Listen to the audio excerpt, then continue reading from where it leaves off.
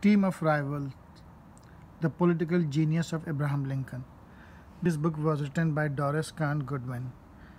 She basically wrote this book in 10 years.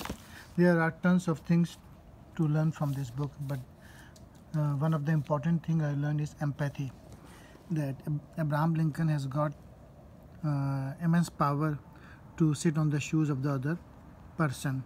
So over here, one of the things, building on his rhetorical advice, Lincoln tried to place himself in the shoes of slave owners to reason his way through the sectional impasse by asking Southerners to let their own hearts and history reveal that they too recognize the basic humanity of black man.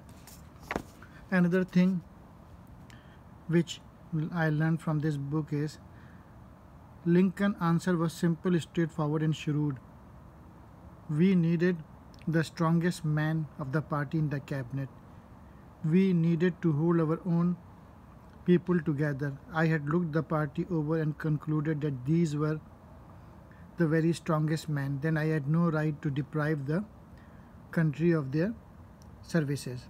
Seward, Chase, Bates, they were indeed strong men, but in the end, it was the prior lawyer from Springfield who would emerge as the strongest of them all.